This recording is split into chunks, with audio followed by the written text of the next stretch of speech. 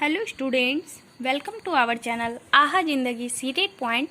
आज के इस लेक्चर में हम लोग गणित पेडागोजी के कुछ प्रश्न को देखेंगे, गणित शिक्षा शास्त्र के कुछ प्रश्नों को देखेंगे जो कि आपके गणित की भाषा टॉपिक से रिलेटेड होंगे। चलिए आइए देखते हैं प्रश्न किस तरीके से आपके पूछे जाते हैं। तो गणित के पहला क्वेश्चन जो आपके हैं, गणित के बेहतर होने के लिए एक व्यक्ति खाली स्थान आवश्यकता है। गणनाओं में प्रवीणता की, अमूर्त चिंतन और तर्क संगत विवेचन द्वारा समस्याओं को बनाने और उन्हें सूत्रबद्ध करने की। तीसरे ऑप्शन है सूत्र याद करने की और चौथे ऑप्शन आपके हैं हल को याद करने की। तो हम लोग बात करें कि गणित के बेहतर होने के लिए एक व्यक्ति अमूर्त चिंतन और तर्क संगत विवेचन द्वारा समस्याओं को बनाने और उन्हें सूत्रबद्ध करने की आवश्यकता है। तो हमारे राइट आंसर क्या बन जाते हैं? ऑप्शन नंबर 2 हमारे राइट आंसर। क्वेश्चन नंबर 2 आपसे पूछे गए हैं कि गणित की प्रकृति एवं संरचना में निम्नलिखित विशेषता नहीं है। कौन सी विशेषता नहीं है? पहले ऑप्शन है आपके गणित की विषय वस्तु में सामंजस्यता। तो बिल्कुल है, सामंजस्यता तो होते ही हैं गणित की प्रकृति एवं संरचना में जो विशेषता आपके दिए गए हैं। दूसरे ऑप्शन जो आपके हैं, गणित की सभी शाखाओं का मूल आधार समुच्चय सिद्धांत भाषा है। तो ये आपके विशेषता नहीं है। तीसरा ऑप्शन जो है, गणित की भाषा सांकेतिक है। बिल्कुल सांकेतिक है। और चौथे ऑप्शन जो है, गणित के निष्कर्ष निश्चित एवं तर्क संगत होते हैं। बिल्कुल होते हैं। तो बात करें कौन सी विशेषता नहीं है, तो हमारे राइट आंसर ऑप्शन नंबर 2 हो जाते हैं। चलिए क्वेश्चन नंबर 3 को देखते हैं। गणित विषय में होने वाली संक्रियाएं, गणनाएं एवं सिद्धांतों का अध्ययन यथार्थ में किस प्रकार की प्रक्रियाएं हैं? तो अगर हम लोग बात करें कि गणित विषय में होने वाली जो संक्रियाएं हैं, गणनाएं हैं, सिद्धांत है, इसका अध्ययन यथार्थ में मानसिक प्रकार की प्रक्रियाएं हैं। ठीक है, राइट आंसर हमारे ऑप्शन नंबर 1 हो जाते हैं। क्वेश्चन नंबर 4, गणित शिक्षण में कौशलात्मक उद्देश्य के विशिष्टीकरण का उदाहरण है। गणना करना, निष्कर्ष निकालना, गणितीय आकृति बनाना, उपरोक्त में से कोई नहीं। ये 4 ऑप्शन है। ठीक है, तो हम लोग बात करें कि गणित शिक्षण में कौशलात्मक उद्देश्य के विशिष्टीकरण के उदाहरण कौन है, तो गणितीय आकृतियां बनाना, ये जो है आपके कौशलात्मक उद्देश्य के विशिष्टीकरण का उदाहरण है। क्वेश्चन नंबर 5, गणित की भाषा का अंग है। क्या है? सूत्र, संख्या, संख्यांक, चर, संकेत, उपरोक्त सभी। तो गणित की भाषा के अंग जो हैं, सूत्र भी हो जाएंगे, संख्या, संख्यांक, चर भी होंगे, संकेत भी होंगे। तो हमारे right answer option number 4। Question number 6, गणितीय भाषा का स्वरूप है, जोड़ है, घटाव है, गुणा है, ये सभी है। तो बात करूं मैं गणितीय भाषा का स्वरूप का, तो आपके जोड़ भी हो जाएंगे, घटाव भी होंगे, गुणा भी होंगे। तो राइट आंसर हमारे ऑप्शन नंबर 4 बनते हैं, ये सभी हो जाएंगे। क्वेश्चन नंबर 7 जो हम लोग देख रहे हैं, पूछे गए हैं आपसे कि गणित शिक्षण में गणितीय भाषा संबंधी समझ के विकास हेतु आवश्यक है। क्या आवश्यक है? गणित की क्रियाओं को क्रमबद्ध रूप से समझना, विभिन्न दशाओं में गणितीय समस्याओं को समझना। तीसरा ऑप्शन है प्रत्ययों को संकेतों में प्रकट करने को समझना। और चौथे ऑप्शन आपके हैं उपरोक्त सभी। तो हम लोग बात करें कि गणित शिक्षण में गणितीय भाषा संबंधी समझ के विकास हेतु गणित की क्रियाओं को क्रमबद्ध रूप से समझना भी आवश्यक है, विभिन्न दशाओं में गणितीय समस्याओं को भी समझना आवश्यक है। तीसरा जो है प्रत्यय को संकेतों में प्रकट करने को भी समझना होगा। तो राइट आंसर हमारे ऑप्शन नंबर 4 बनते हैं, उपरोक्त सभी। क्वेश्चन नंबर 8 आपसे पूछे गए हैं, गणितीय शिक्षण में गणित की भाषा का प्रमुख गुण है। क्या है? शुद्धता, यथार्थता, सक्षमता, ये सभी। तो मैं बात करूं अगर गणित शिक्षण में गणित की भाषा का प्रमुख गुण जो है, शुद्धता भी है, सक्षमता भी है, यथार्थता भी है। तो राइट आंसर हमारे ऑप्शन नंबर 4 बन जाते हैं, ये सभी। क्वेश्चन नंबर 9 आपसे पूछे जा रहे हैं, गणित विज्ञान का प्रवेश द्वार एवं कुंजी है, निम्न में से यह कथन किसका है? तो ये जो कथन है आपके गणित विज्ञान का प्रवेश द्वार एवं कुंजी है, तो ये कथन रोजर बेकन महोदय की कथन है। ठीक है, तो राइट आंसर हमारे ऑप्शन नंबर 3 बन जाते हैं। अगले क्वेश्चन की बात करें, क्वेश्चन नंबर 10। क्वेश्चन नंबर 10 आपसे पूछे गए हैं, बच्चों में गणित की भाषा का विकास करने के लिए गणित शिक्षक में निम्न में से क्या गुण होना चाहिए? क्या गुण होना चाहिए? तो देखिए, बात मैं करूं, गणित उपकरणों का प्रयोग करने की क्षमता, बिल्कुल ऐसा होना ही चाहिए। गणित कक्षा संचालन की योग्यता बिल्कुल होना चाहिए। तीसरे ऑप्शन है विभिन्न शिक्षण विधियों का ज्ञान, तो ये भी होना चाहिए। अगर राइट आंसर की बात करें तो उपरोक्त सभी हमारे आंसर होंगे। क्वेश्चन नंबर 11, गणित की भाषा एवं प्रकृति अन्य विषयों की अपेक्षा है अधिक कमजोर, अधिक लचीली, अधिक सुदृढ़, उपरोक्त में से कोई नहीं। देखिए, गणित की भाषा एवं प्रकृति जो है अन्य विषयों की अपेक्षा जो है अधिक सुदृढ़ है। ठीक है, तो राइट आंसर हमारे ऑप्शन नंबर 3 बन जाते हैं। क्वेश्चन नंबर 12, गणित की भाषा का महत्व है। क्या महत्व है? शारीरिक कौशल के विकास में, संप्रेषण कौशल के विकास में, तर्कात्मक कौशल के विकास में। 1 एवं 3 यानी पहला ऑप्शन जो आपके हैं शारीरिक कौशल के विकास में और तीसरा जो है तर्कात्मक कौशल के विकास में। तो मैं बात करूं तो गणित की भाषा का जो महत्व है आपके शारीरिक कौशल के विकास में भी है और तर्कात्मक कौशल के विकास में भी है। तो राइट आंसर हमारे 4 बन जाते हैं, 1 और 3। चलिए अगले क्वेश्चन की बात करें। क्वेश्चन नंबर 13, गणित की भाषा में निम्न में से किसको सम्मिलित नहीं किया जाता है? गणितीय सिद्धांतों को, गणितीय संकेतों को, गणितीय पदों को, उपरोक्त में से कोई नहीं। तो मैं बात करूं कि गणित की भाषा में निम्न में से किसको सम्मिलित नहीं किया जाता है, तो गणितीय सिद्धांतों को, गणितीय संकेतों को, गणितीय पदों को, उपरोक्त में से कोई नहीं। ये 4 ऑप्शन आपको दे दिए गए हैं। तो हम लोग बात करें कि गणितीय सिद्धांत को भी नहीं, गणितीय संकेत को भी नहीं और गणितीय पदों को भी नहीं।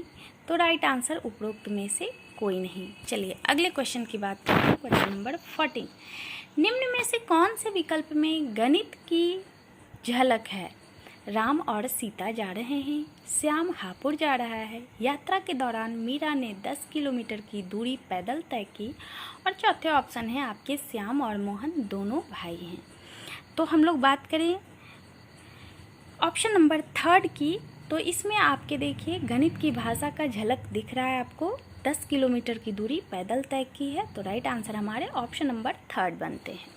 क्वेश्चन नंबर 15, इसमें आपसे पूछे गए हैं कि गणित में प्रश्न को हल करते समय आंकड़ों की शुद्धता बनाए रखने के लिए हल को लिखा जाता है किसी भी तरीके से, विशेष विधि के अनुसार विभिन्न चरणों में, और तीसरा ऑप्शन है ज्ञात तरीके से, चौथे ऑप्शन है उपरोक्त में से कोई नहीं। तो मैं बात करूं कि गणित में प्रश्नों को हल करते समय आंकड़ों की शुद्धता बनाए रखने के लिए हल को लिखा जाता है विशेष विधि के अनुसार विभिन्न चरणों में। तो राइट आंसर हमारे ऑप्शन नंबर 2 होते हैं। चलिए अगले क्वेश्चन को देखते हैं। क्वेश्चन नंबर 16, क्वेश्चन नंबर 16 ये देखिए आपके पूछे हुए प्रश्न हैं। एक विद्यार्थी गिलास में भरे हुए पानी को गिलास का आयतन बताता है, छात्र को स्पष्ट नहीं है। क्या नहीं स्पष्ट है? ये देखिए आपके बीटेट फैब 2011 के पूछे हुए प्रश्न हैं। आयतन की अवधारणा, आयतन की माप, आयतन का सूत्र, आयतन की इकाई। तो हम लोग बात करें कि विद्यार्थी को आयतन की इकाई स्पष्ट नहीं है। ठीक है, तो राइट आंसर हमारे ऑप्शन नंबर 4 बन जाते हैं। आयतन की इकाई जो है विद्यार्थी को स्पष्ट नहीं है। क्वेश्चन नंबर 17, क्वेश्चन नंबर 17 आपसे पूछे जा रहे हैं, कक्ष में गणितीय भाषा में निपुणता को निम्नलिखित क्रम में समस्याओं को प्रदर्शित करने के द्वारा बढ़ाया जा सकता है। अब ये क्वेश्चन आपके जो हैं पूछे गए हैं सीटेट सितंबर 2014 के, ये देखिए पूछे हुए प्रश्न हैं। ओके, तो हम लोग बात करें कि सबसे पहले तो हो जाएंगे आपके अभिष्ट क्रम हो जाएंगे। ये देखिए चारों ऑप्शन को देख लेते हैं। ये ऑप्शन देख लेते हैं। तो अभिष्ट क्रम होंगे पहले, उसके बाद रोज़मर्रा की भाषा होंगे, उसके बाद आपके गणितीयकरण स्थिति भाषा होंगे, उसके बाद आपके गणितीय समस्या समाधान की भाषा होंगे और तब सबसे लास्ट में आपके प्रतीकात्मक भाषा होंगे। ओके, तो यहाँ हम लोग बात करें कि राइट आंसर की, तो राइट आंसर हमारे जो होंगे ऑप्शन नंबर 1 ही हमारे आंसर होंगे। रोज़मर्रा की भाषा, उसके बाद गणितीयकरण स्थिति भाषा, गणितीय समस्या समाधान की भाषा और लास्ट में प्रतीकात्मक। ओके, चलिए अगले क्वेश्चन की बात करते हैं। क्वेश्चन नंबर 18, गणित में प्रक्रमण संबंधी प्रवाह पूर्णता का अर्थ है नियमों, सूत्रों और कलन विधियों, कलन गणित का ज्ञान होना और परिशुद्धता, लचीलेपन एवं निपुणता के साथ उनका क्रियान्वयन करना। गणित में लचीलापन खाली स्थान की ओर संकेत करता है। किस ओर संकेत करेंगे? ये देखिए 4 ऑप्शन आपके दिए गए हैं और ये प्रश्न आपके सीटेट सितंबर 2014 के पूछे हुए प्रश्न हैं। तो पहले हैं समान प्रकरण से विभिन्न प्रकार की समस्याओं का समाधान करने की योग्यता। दूसरे ऑप्शन है समान निपुणता के साथ अंक गणित और ज्यामिति की समस्याओं का समाधान करने की योग्यता। तीसरा ऑप्शन है एक से अधिक उपागमों का प्रयोग करते हुए एक खास प्रकार की समस्या का समाधान करने की योग्यता। और चौथे ऑप्शन है परिशुद्धता के साथ समस्याओं का समाधान करने और सभी चरणों को लिखने की योग्यता। तो मैं बात करूं तो इसमें हमारे आंसर जो बन जाते हैं ऑप्शन नंबर 3 हो जाएंगे, एक से अधिक उपागमों का प्रयोग करते हुए एक खास प्रकार की समस्या का समाधान करने की योग्यता। चलिए क्वेश्चन नंबर 19 देखते हैं। निम्नलिखित में से कौन सी संख्या की समझ का महत्वपूर्ण पहलू नहीं है पूछे गए हैं? पंक्तिबद्धता, गणना, अंक सीखना, संरक्षण। ये 4 ऑप्शन हमें दे दिए गए हैं, ठीक है। तो अगर हम लोग बात करें संरक्षण को छोड़कर बाकी सभी यानी कि पंक्तिबद्धता, गणना तथा अंक लिखना संख्याओं की समझ महत्वपूर्ण पहलू हैं, ठीक है। तो राइट आंसर हमारे ऑप्शन नंबर 4 बन जाते हैं। निम्नलिखित में से कौन सी संख्या की समझ का महत्वपूर्ण पहलू नहीं है आपसे पूछे गए हैं? तो संरक्षण जो है महत्वपूर्ण पहलू नहीं है। अगले प्रश्न को देखते हैं, प्रश्न नंबर 20।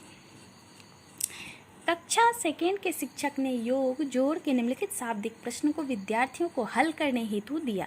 एक टोकरी में 5 सेब हैं एवं उसमें 7 सेब और डाल दिए गए। अब टोकरी में कितने सेब हैं? इस प्रकार का शाब्दिक प्रश्न निम्नलिखित में से किस मॉडल श्रेणी से संबंधित है? संवर्धन, पृथक्करण, योग की पुनरावृत्ति, समुच्चयन।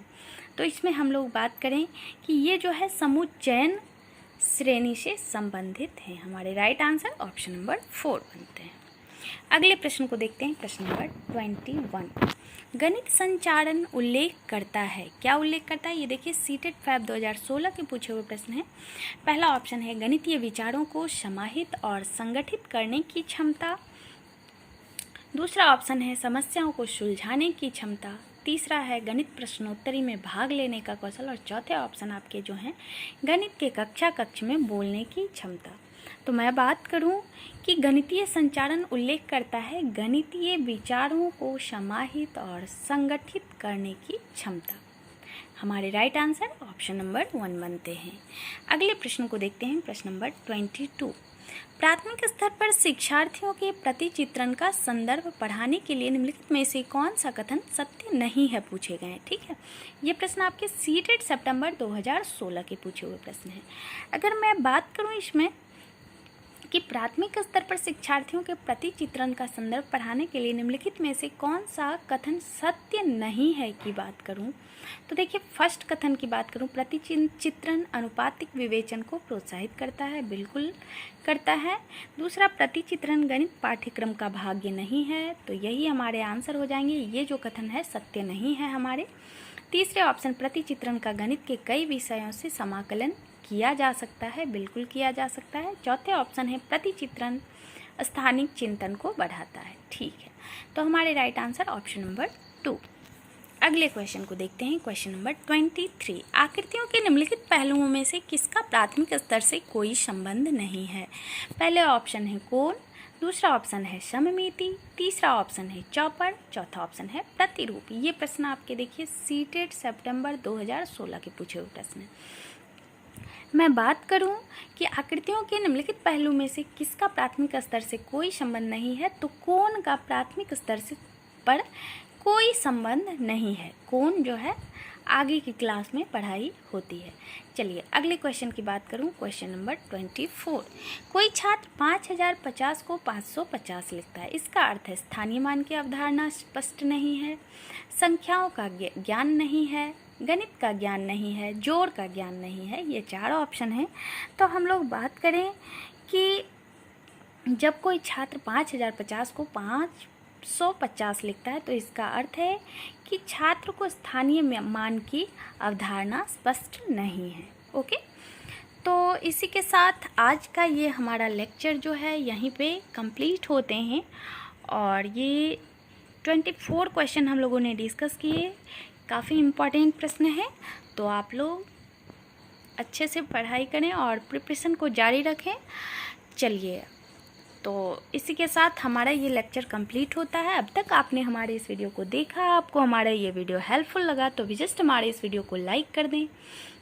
चैनल पर पहली बार आए हो, अब तक आपने हमारे चैनल को सब्सक्राइब नहीं किए हो तो हमारे चैनल आहा ज़िंदगी सीटेड पॉइंट चैनल को सब्सक्राइब करके बेल आइकन ज़रूर प्रेस कर लेना, जिससे आने वाले वीडियो की नोटिफिकेशन आप लोग को मिलती रहे और आप हमारे वीडियो से लाभान्वित होते रहें। Okay, thank you so much.